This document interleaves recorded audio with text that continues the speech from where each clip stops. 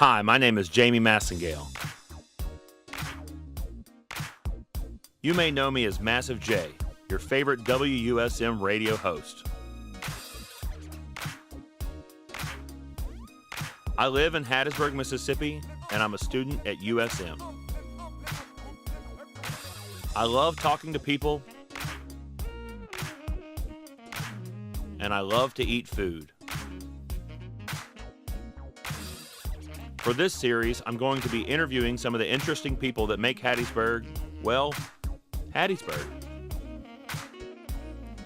I'll sit down with restaurateurs, politicians, coaches, comedians, and a whole lot more at local restaurants around town to sit down, talk, and have a bite. On this episode of Grub in the Hub, I sit down with restaurateur Robert St. John. Robert owns many local restaurants in the Hattiesburg area, including Purple Parrot Cafe, Crescent City Grill, Ed's Burger Joint, and more. Robert and I met up at Donanelles Bar and Grill to discuss his business ventures, growing up in Hattiesburg, and his love for ribs.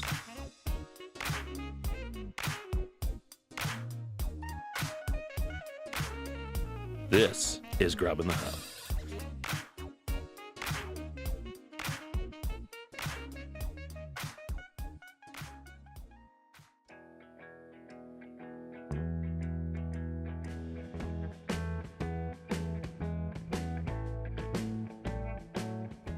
Hello, I'm Jamie Massengale, and this is Grub in the Hub.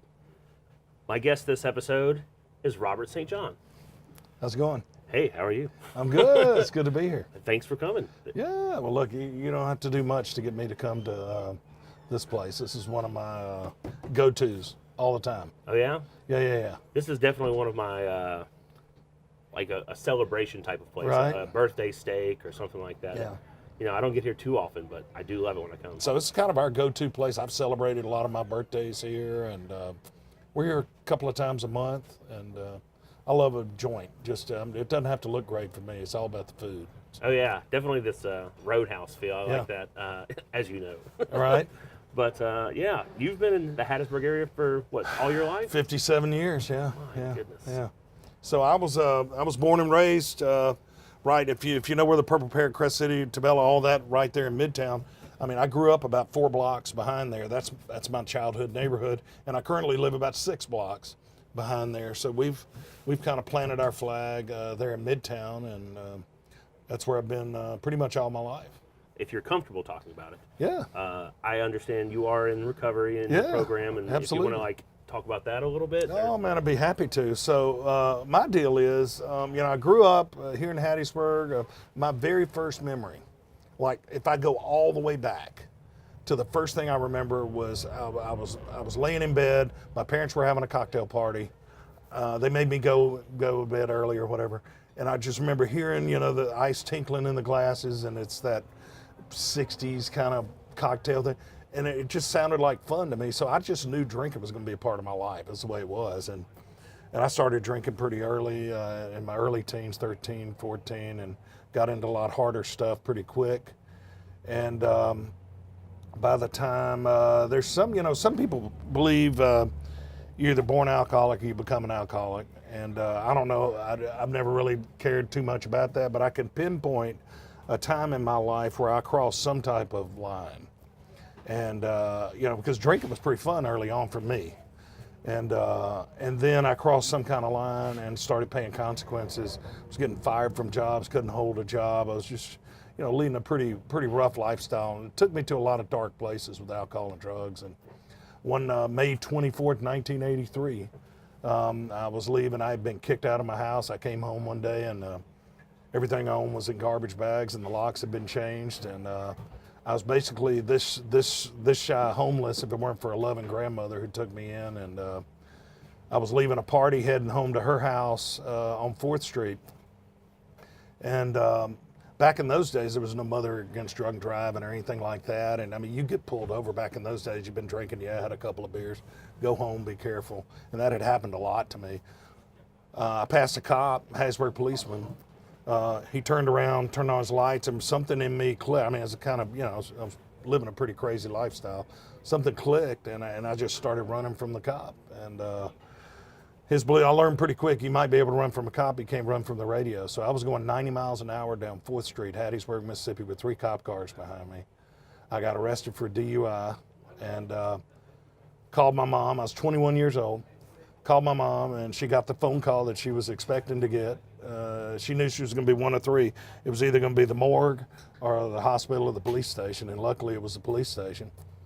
And she said, you know, we can either sell your car or you can go to rehab. And back then, I mean, Betty Ford Clinic wasn't even open. Nobody knew what it was. I knew one guy who'd gone to rehab, and we thought he all became a narc or something. You know, we didn't know what it was. And so I said, sell my car. And we couldn't even get enough for the car to pay the fine. So went to rehab, and then ended up going to a halfway house in Omaha, Nebraska. And, you know, I do a 12-step recovery. I go every day that I can. So I've been, clean and sober for 35 and a half years. Wow. Yeah, so I own 2 bars and 4,000 bottles of wine. I have 1,000 label wine lists that I've never even tried, but you know, we got over a couple of hundred bourbon tries and whiskeys there at Mahogany Bar and Branch. But I had people that take care of that. You know, it just doesn't work for me. I have nothing against it. I'm all for drinking. It's going to put my kids through college, but you know, some people can, some people can't. So.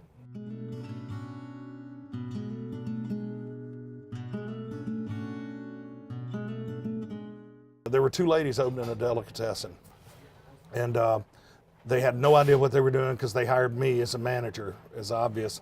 And it was one of those things, instantly I fell in love with it. It was like, not this is what I want to do, it's like this is what I'm supposed to do. And so I fell in love with the restaurant business. I managed the delicatessen during the day, waited tables at night, went back to school at Southern Miss, got a degree in hospitality management, started working towards that, waiting tables. So in 1987, I sold a little piece of land my grandfather had left me for $25,000. That was my stake in opening the Purple Parrot.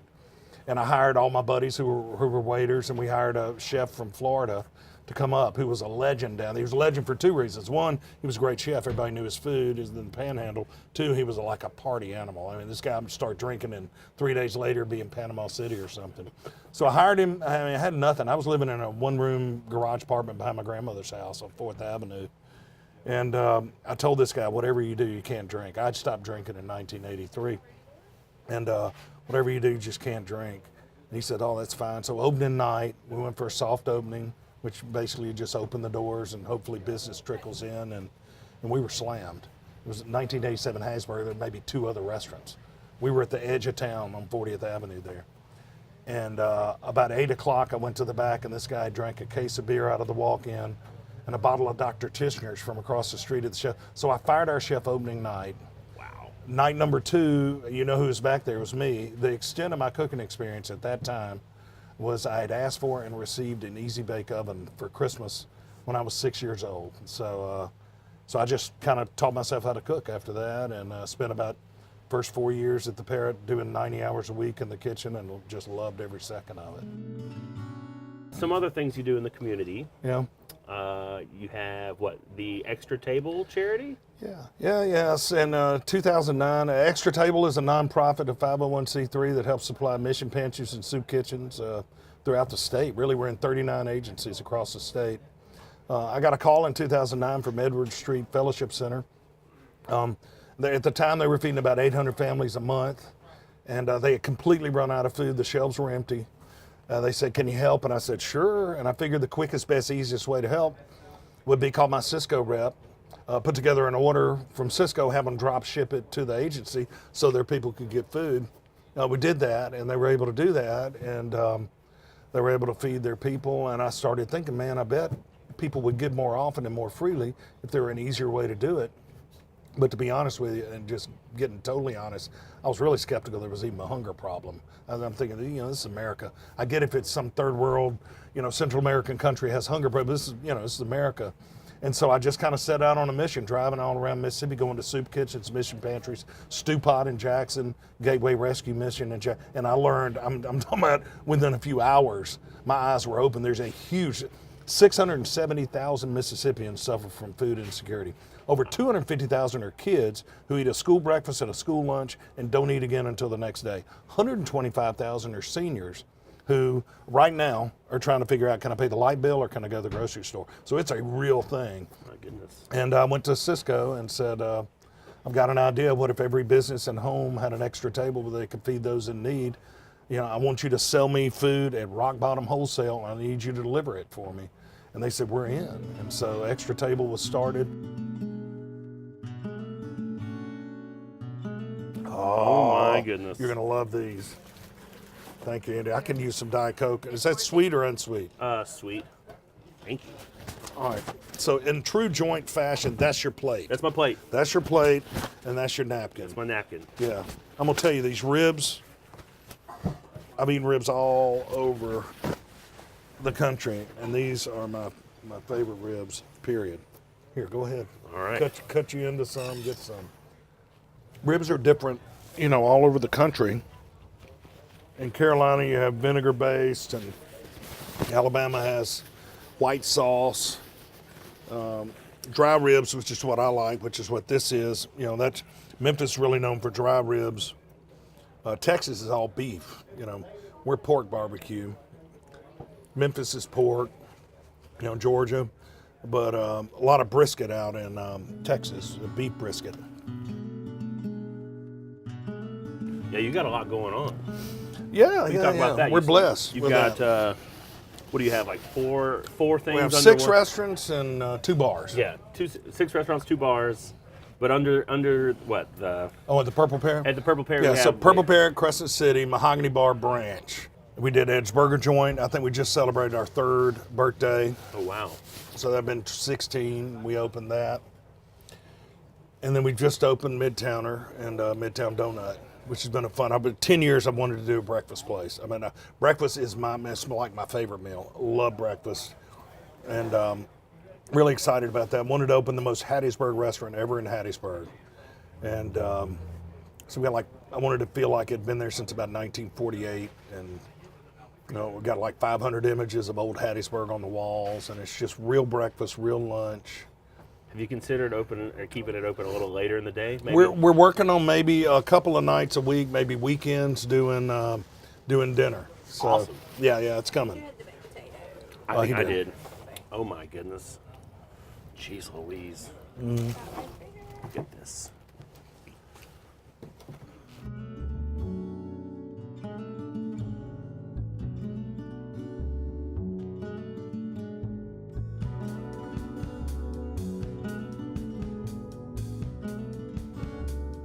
I do want to thank you for being on Grub in the Hub with me.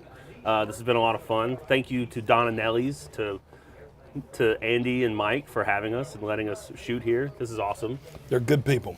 They live right next door too, so they're raising their kids right next door. They're in the restaurant business, and you got to eat local. You got to support locally. Yeah. Here's the thing, you know, when I go out of town and I'm traveling, I'll go down to the lobby of the hotel. I tell you, I'm a breakfast guy.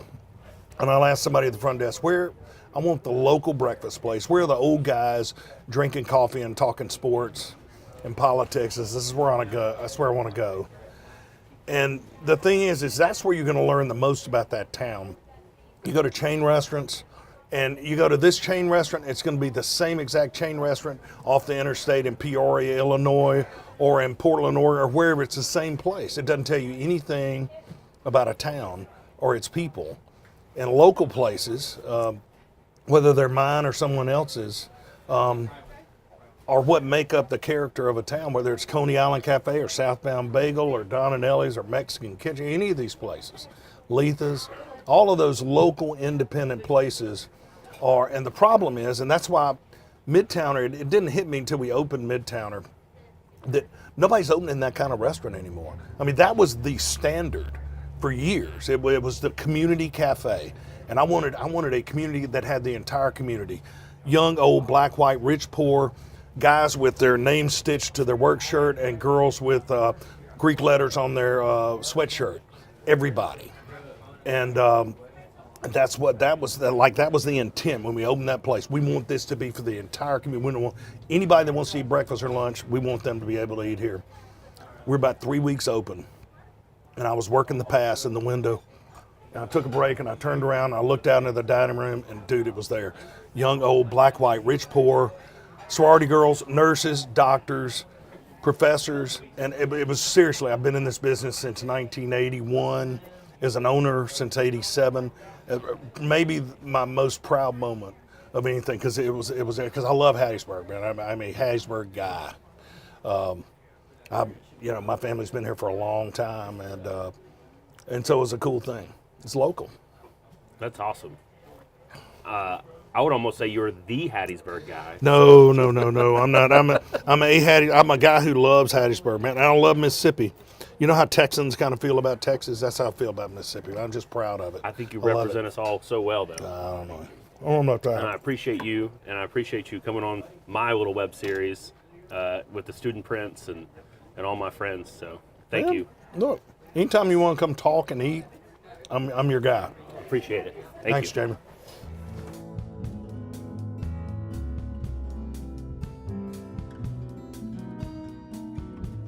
Got so much on your plate, literally. Brunch.